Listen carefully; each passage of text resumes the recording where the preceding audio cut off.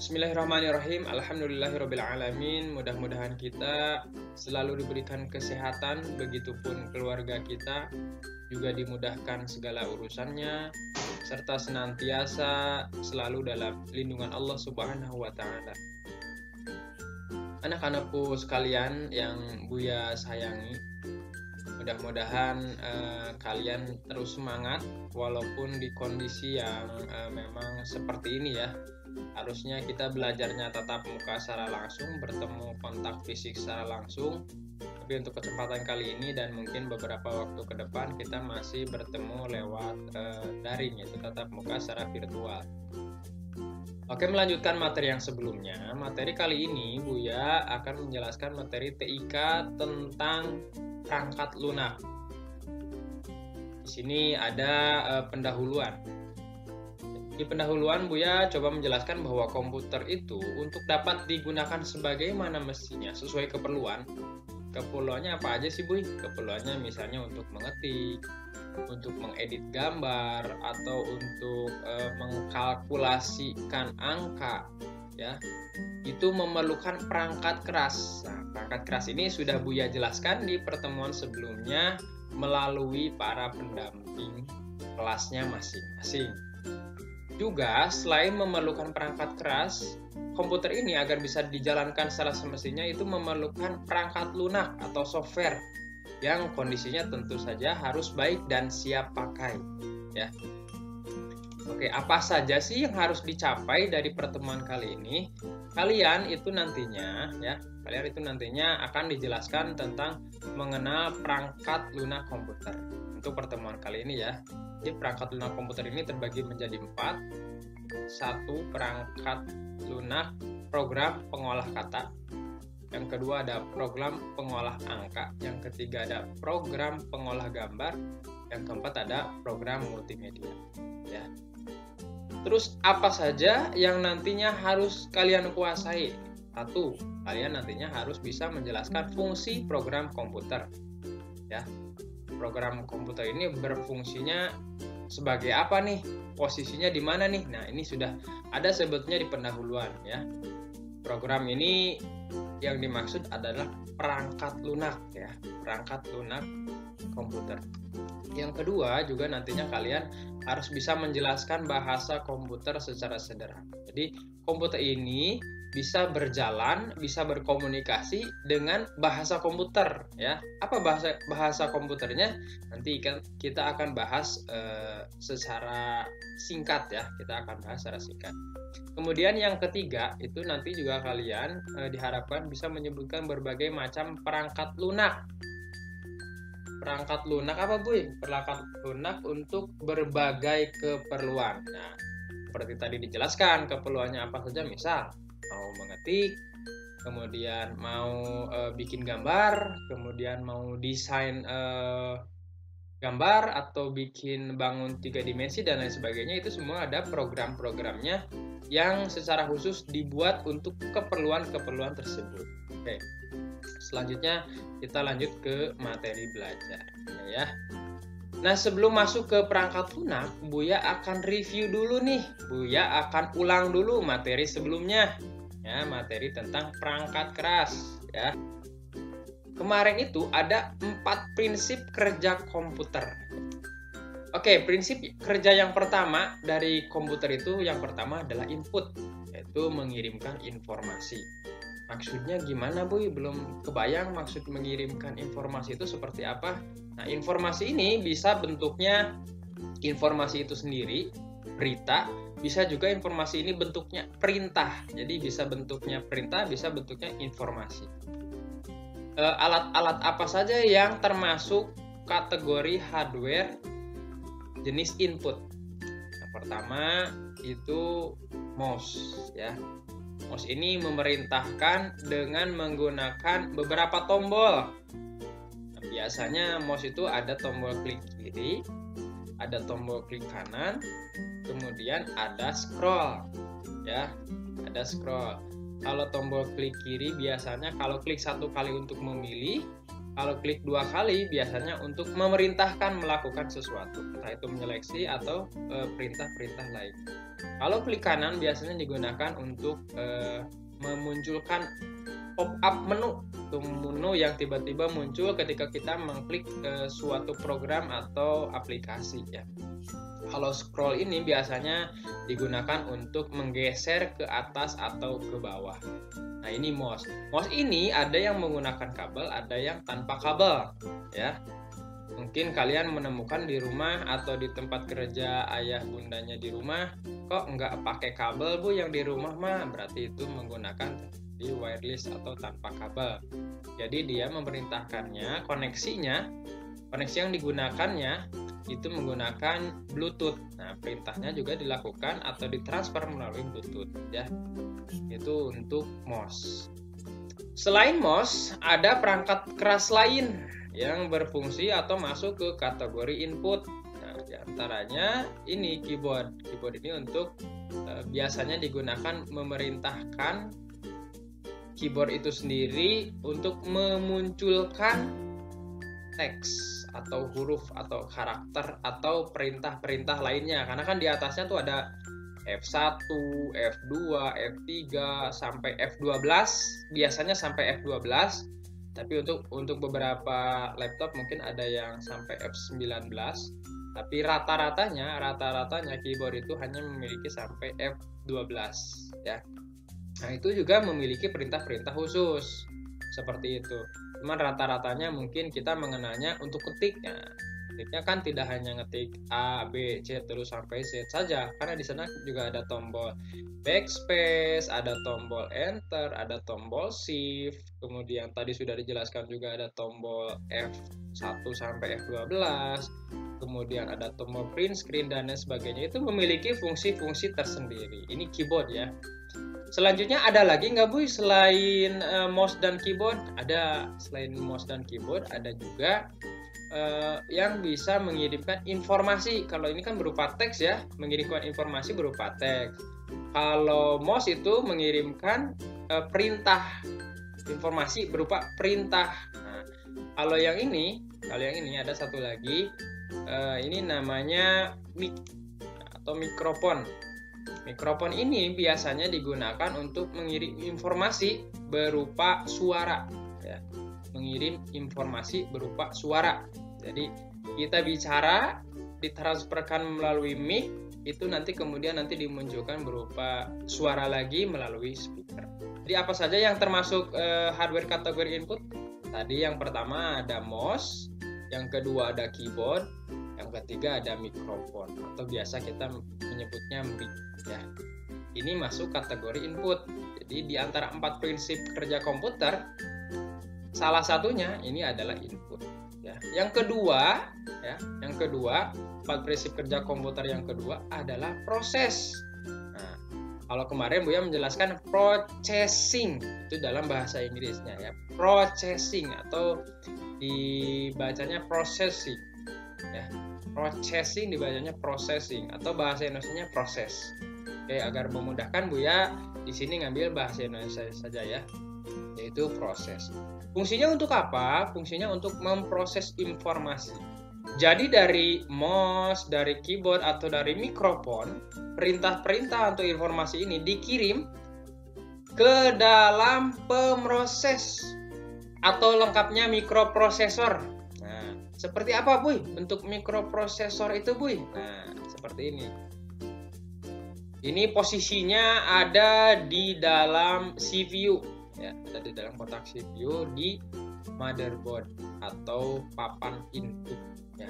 Sementara kalian tahu ini aja dulu. Yang memproses di dalam komputer itu namanya apa? Namanya mikroprosesor.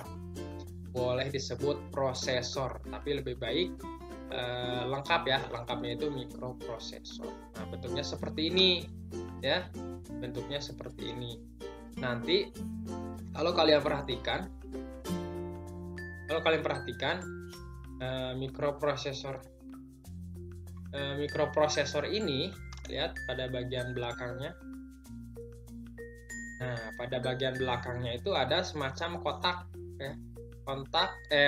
Di bagian belakangnya itu ada berbentuk kotak ya, kotak yang tumpul atau rounded square.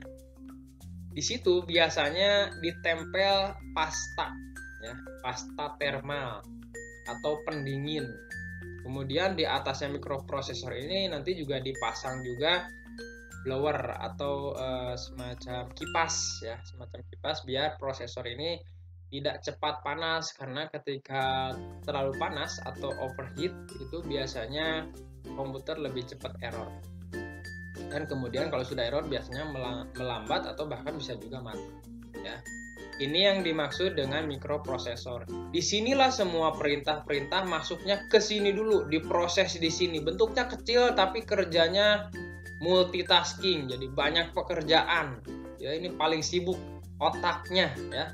Otaknya komputer ini ya ini mikroprosesor.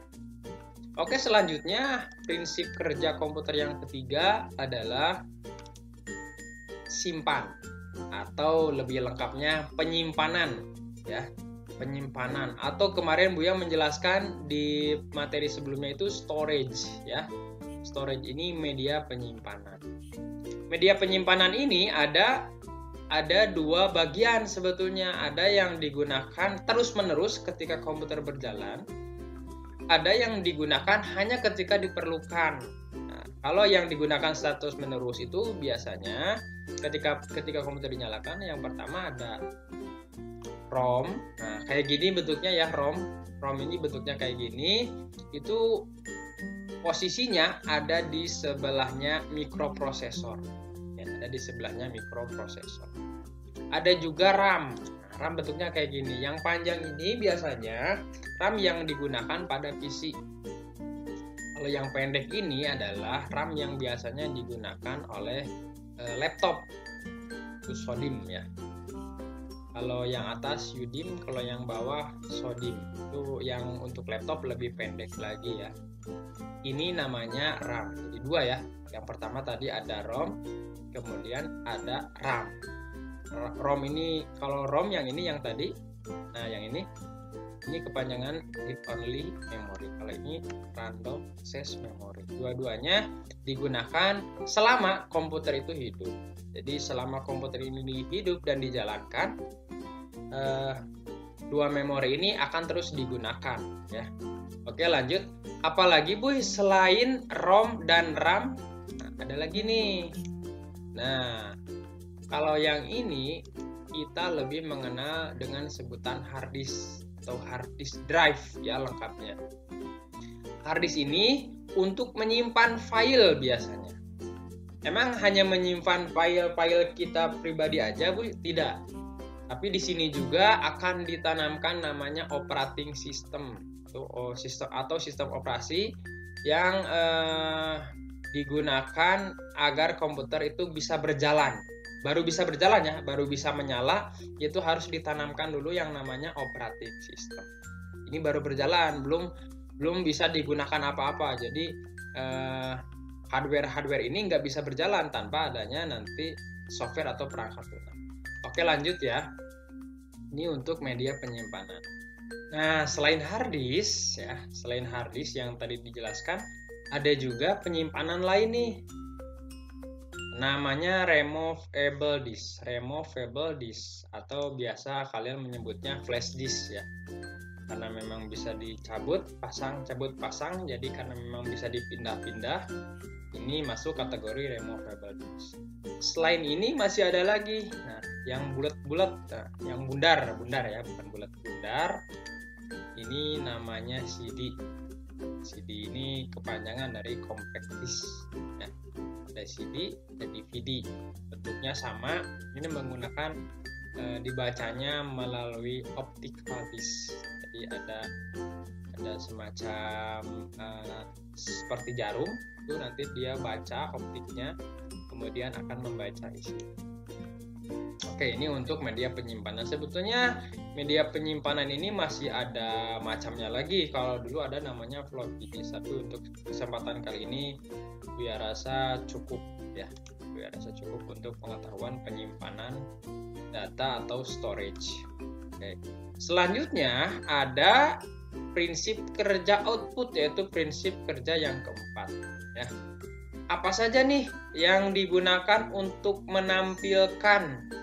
Nah, setelah dimasukkan perintah, setelah dimasukkan informasi, kemudian diproses melalui mikroprosesor, kemudian disimpan sebagian ya, kemudian disimpan sebagian.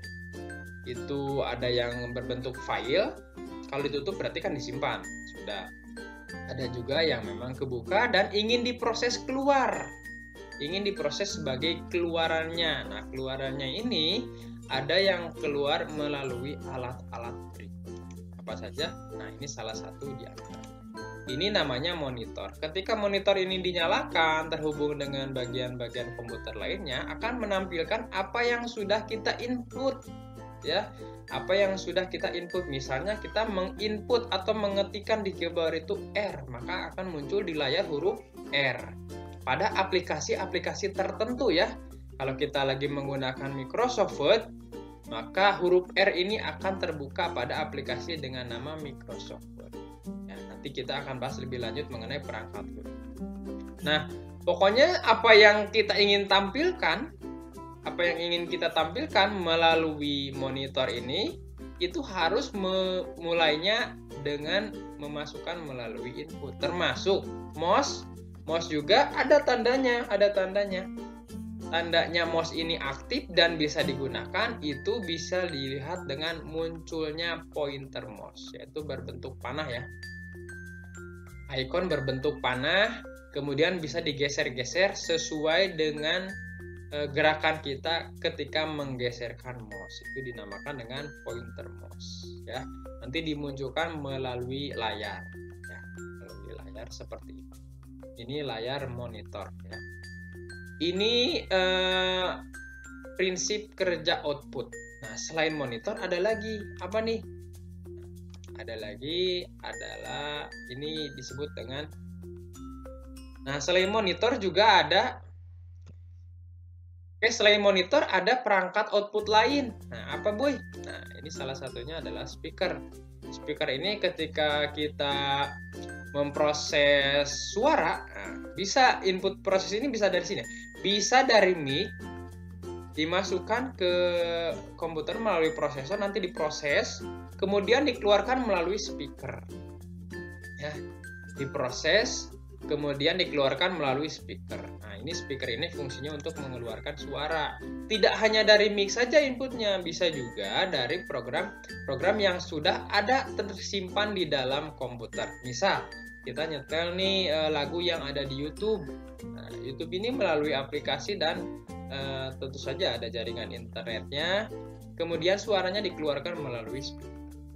Ataupun lagu-lagu yang sudah ada tersimpan di dalam hard disk drive misalnya, itu juga bisa disetel, dikeluarkan suaranya melalui speaker. Ini masuknya ke hardware output ya. Selanjutnya selain speaker ada juga namanya printer. Nah, kalau printer ini mengeluarkan output berupa hasil cetak ke dalam kertas. Sebetulnya tidak hanya ke dalam kertas, ada yang ke kain dan lain-lain. Jadi bentuknya tidak hanya printer seperti ini ya. Printer itu bentuknya tidak hanya ke kertas saja, ada yang ke kain, ada yang ke gelas, ada yang ke botol, nah, macam-macam. Bahkan ada yang kalau yang sekarang itu ada yang bentuknya ke laser. Jadi laser ini kemudian bisa membentuk gambar yang sudah kita desain di dalam komputer. Nah, itu tadi ya untuk pengulangannya. Tadi ada input, ada prinsip kerja komputer itu ada 4. 1 input, 2 proses atau processing, 3 simpan atau penyimpanan atau storage, yang keempat output. Ketika semua ini ada, maka komputer baru bisa lengkap. Belum bisa berjalan, baru bisa lengkap nih. Baru bisa lengkap, belum bisa berjalan dan belum bisa dinyalakan. Sudah ada perangkatnya lengkap seperti ini, misal seperti ini kan tadi tuh ada namanya mikroprosesor, ada posisinya di sini, posisinya di dalam CPU. Kemudian inputnya ini ada nih, ada mouse-nya, kemudian ada keyboard-nya, monitornya juga ada sebagai output, prosesornya sudah ada di dalam CPU, kemudian penyimpanan juga ada hard disk drive-nya juga, kemudian outputnya tadi sudah ada ya, ada dalam bentuk monitor dan bentuk printer juga bisa. Nah seperti ini. Kalau kita lihat bagian belakangnya akan ada slot-slot seperti itu ya, akan ada slot-slot. Slot-slot itu biasanya digunakan untuk memasukkan perangkat tambahan. Di depan juga ada, kalau yang ini di depan untuk memasukkan flash disk. Kemudian di sini juga ada 2 lubang, yang pink biasanya digunakan untuk mikrofon, yang hijau biasanya digunakan untuk speaker. Untuk pastinya mah silahkan dicoba aja ya. Kalau di rumahnya ada perangkat PC yang menggunakan CPU. Nah, selain komputer seperti ini juga, kita juga lebih mengenal dan bahkan mungkin lebih sering melihatnya ada yang dinamakan dengan laptop. Nah, laptop ini semuanya sudah terintegrasi. Monitornya tidak terpisah, kemudian keyboardnya juga sudah bersatu ya, sudah bersatu dengan laptopnya itu sendiri. Kemudian di sini ada touchpad. Touchpad ini fungsinya kurang lebih sama dengan mouse. Di sini ada klik kirinya juga, di sebelah sini ada klik kanannya juga. Untuk menggeser ada bagian touchpadnya di sini. Jadi digeser-gesernya menggunakan telunjuk ya. Menggunakan telunjuk. Kalau menggunakan jempol mah kegedean, karagok lah. Oke, ini untuk flashback, mengulas materi yang sudah disampaikan oleh guru pendamping di pertemuan sebelumnya. Nah, lanjut sekarang sedikit untuk materi yang sekarang. Seperti tadi Buya bilang bahwa komputer ini mempunyai bahasa tertentu yang hanya dipahami oleh komputer itu sendiri. Ada proses bagaimana komputer memahami bahasa kita, kemudian diterjemahkan kepada bahasa komputer. Nah, bahasa komputer ini apa, Bu? Bahasa komputer ini yang digunakan adalah kode biner. Kode biner ya. Itu apa, Bu? Aduh, mulai pusing nih, Bu. Nah, udahlah, untuk sementara kode biner ini kalian pahami aja, suatu kode yang terdiri dari angka 0 dan 1. Lebih lengkapnya nantilah. Kalian boleh baca-baca lagi apa itu kode biner, atau udah Bu, segini aja cukup. Nah, nggak masalah, nanti dilanjutkan di luar pembahasan ini karena terlalu dalam ya kalau udah berbicara masalah kode biner. Nanti juga akan bicara masalah konversi dari kode biner ke heksa, ke desimal, dan lain-lainnya. Udah, sementara ini aja. Jadi komputer ini menggunakan suatu bahasa, itu bahasa komputer yang dinamakan dengan kode biner. Kalau ditanya kode biner itu apa, adalah suatu kode yang terdiri dari angka 0 dan 1. Untuk sementara cukup itu aja ya. Nah, Boy, setelah hardware-nya itu lengkap, dari mulai hardware inputnya sudah ada, hardware prosesnya sudah ada, kemudian storage-nya juga sudah ada atau penyimpanan sudah ada, kemudian outputnya juga, perangkat outputnya sudah ada seperti monitor, printer, dan lain-lain sudah ada. Apakah komputer sudah bisa dijalankan atau dinyalakan? Belum. Bagaimana agar komputer bisa menyala? Maka diperlukan adalah operating system atau sistem operasi. Sistem operasi itu apa, Boy? Kayaknya makhluk baru nih. Sistem operasi ini ada berbagai macam ya. Jadi sistem yang digunakan agar komputer bisa beroperasi atau bisa berfungsi atau bisa digunakan, baru bisa digunakan ya. Baru bisa digunakan, belum ditanam aplikasi-aplikasi lain. Nah, di antaranya yang mungkin kalian sering dengar adalah sistem operasi Windows ya. Sistem operasi Windows ini sebetulnya banyak. Dari dulu ada yang namanya MS-DOS. Nah, mungkin Buya Bunda pendamping atau wali kelas ada yang tahu tuh apa namanya MS-DOS. Dulu banget itu di dalam dunia kegelapan, dunia hitam ya. Jadi MS-DOS itu layarnya hitam aja, hanya bisa ketik kayak kalau sekarang itu ada command prompt. Kalau sekarang itu adanya command prompt. Command prompt itu dulu itu mirip-mirip banget sama MS-DOS. Cuman ada perintah-perintah, yalah mirip-mirip sama MS-DOS yang dulu ada, sekarang itu dikonversi menjadi command prompt. Ya, jadi Kalau mau merintah komputer itu kita harus ketik. Misalnya copy. Dulu Buya belajar MS-DOS. Kalau mau mengcopy file itu harus copy. Kalau mau buka folder juga pakai CD folder mana. Jadi ada perintah-perintah. Makin kesini makin berkembang. Windows itu ada kemudian maju ke ada Windows XP, ada Windows Millennium dulu, kemudian ada Windows Vista, kemudian ada Windows 7, ada Windows 8 atau Windows 8, kemudian ada Windows 8.1, kemudian yang terbaru, belum terbaru, yang terbaru itu ada namanya Windows 11, tapi sebelum Windows 11 ada Windows 10. Kalau Buya sendiri ini di laptop menggunakan Windows 11. Silahkan nanti kalian boleh baca-baca Windows apa saja sih sebetulnya, macamnya itu apa saja. Banyak ya, Windows itu ada banyak. Nah ternyata tidak hanya Windows, operating system itu tidak hanya Windows, ada lagi yang namakan dengan macOS atau macOS. Ya, kalau macOS ini digunakan di laptop yang berjenis MacBook, ya. Kalau handphone mah mungkin ada Apple. Nah kalau laptop ada macOS untuk operating sistemnya ya. Kalau jenisnya mungkin MacBook, ya namanya MacBook. Tidak seperti laptop biasa, macOS ini menggunakan OS khusus ya, namanya ini macOS. Ya. Kemudian yang ketiga ada Linux. Nah, Buya hanya menjelaskan 3 saja. Linux ini adalah operating system yang sifatnya open source. Nah, apa tuh Bu open source? Open source ini adalah, jadi dia bisa dikembangkan, kurang lebih intinya bahwa Linux ini adalah operating system yang bisa dikembangkan oleh siapa saja. Kalau Windows ini kan kita mau pakai Windows nih, beli lisensinya, kalau sudah dibeli dipasang, sudah nggak bisa digimana-gimana, mau diupdate juga hanya tunggu updatean dari pihak Windows-nya.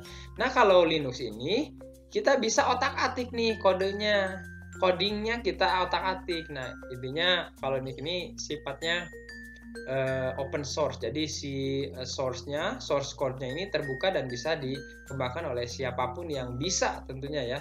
Dan Linux ini ada dan banyak yang gratisnya juga. Oke. Kalau kalian mau tanya-tanya tentang Linux atau mau cari-cari tentang Linux itu boleh.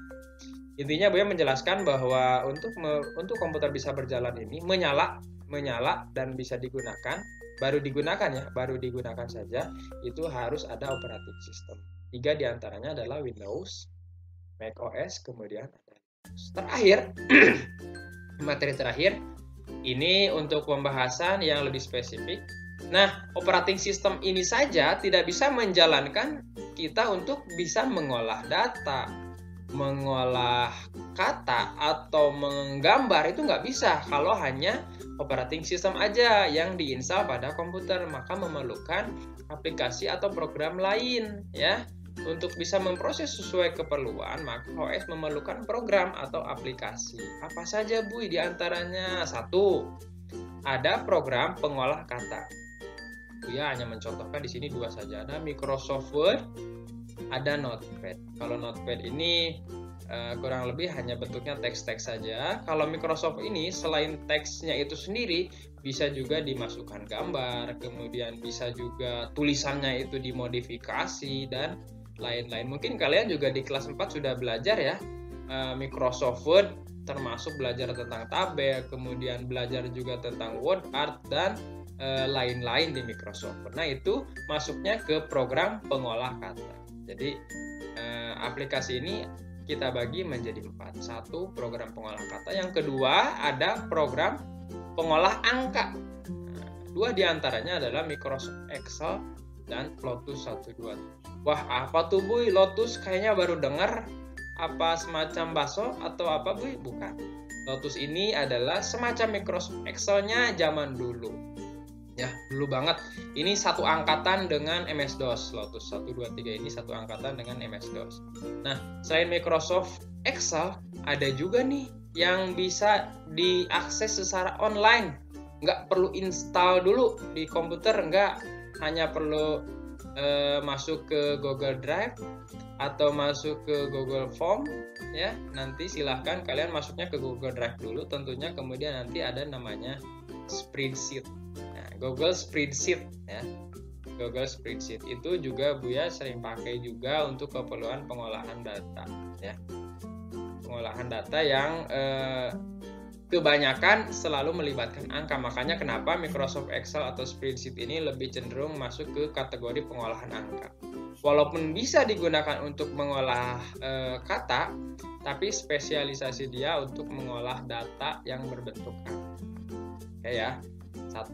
Program pengolah kata, 2. Program pengolah angka. Oke, selain yang dua ini, yaitu program pengolah kata dan program pengolah angka, ada juga yang dinamakan dengan program pengolah gambar. Kelas 1, kelas 2 itu kalian belajar Paint, kelas 3 kalau nggak salah belajar Publisher, masih juga menggambar. Kelas 4 kalian udah mulai belajar Word, kelas 5 kalian nantinya belajar Excel, kelas 6 nanti belajar PowerPoint ya. Oke, di sini juga selain Paint ada Corel Draw, ada juga Photoshop. Mungkin ada beberapa kalian yang sudah pernah dengar atau bahkan sudah pernah menggunakan. Bagus, silahkan. Buya sendiri untuk mendesain biasanya menggunakan Corel Draw dan Photoshop, plus juga ada satu lagi namanya Adobe Illustrator. Illustrator ini Buya rasa lebih bagus lagi ya daripada Corel Draw. Cuman memang cocok-cocokan juga pada ini. Oke, yang terakhir ada namanya program multimedia. Nah, program multimedia ini biasa digunakan untuk mengolah atau menggunakan file-file multimedia seperti file musik, file video. Nah, untuk mendengarkan musik biasanya digunakan Winamp atau Windows Media Player. Windows Media Player ini bisa digunakan untuk mendengarkan musik atau juga bisa membuka file berbentuk video juga ya. Sebetulnya tidak hanya ini, ada GOM Player, ada VLC, kemudian ada Windows Media Player udah. Kemudian kalau untuk musik mungkin ada AIM, kemudian ada lain juga ya. Kalau yang online mungkin ada Joox kalau yang baru itu. Silakanlah, kurang lebih program-program seperti itu masuknya ke program multimedia. Ada juga aplikasi-aplikasi yang biasa digunakan untuk mengolah suara atau mengolah audio atau mengolah video ya. Ini masuknya ke program multimedia juga. Beberapa diantaranya seperti untuk mengolah video ya, misalnya ada kalau di handphone itu ada KineMaster, kalau di laptop atau di PC biasa ada yang menggunakan Filmora, ada yang menggunakan Adobe Premiere dan lain-lain ya. Oke, itu aja untuk pertemuan kali ini. Mudah-mudahan misalnya pun kalian nggak bisa mencerna semuanya, Buya harap tidak juga yang tidak tertangkap sama sekali ya. Jadi mudah-mudahan ada yang masuk. Nah, jadi tadi kan Buya membahas lagi mengenai perangkat keras komputer ya, terbagi menjadi empat sistem kerja komputer. Yang pertama ada input, yang kedua ada processing atau proses, yang ketiga ada storage atau penyimpanan, yang keempat ada output. Nah, kemudian setelah perangkatnya ada, kemudian komputer ini harus memiliki operating system ya. Memiliki operating system untuk memproses ya. Operating system ini diantaranya ada Windows, ada macOS, ada Linux ya. Memprosesnya ini menggunakan bahasa komputer. Nah, bahasa komputer yang dimaksud adalah kode biner. Kode biner itu apa, Bu? Kode biner itu adalah kode yang terdiri dari angka 0 dan angka 1.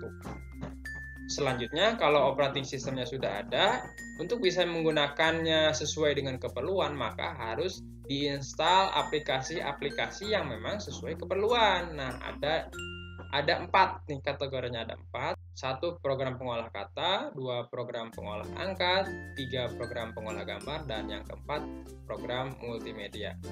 Oke, sekian dari Buya, mudah-mudahan bermanfaat, menambah wawasan juga.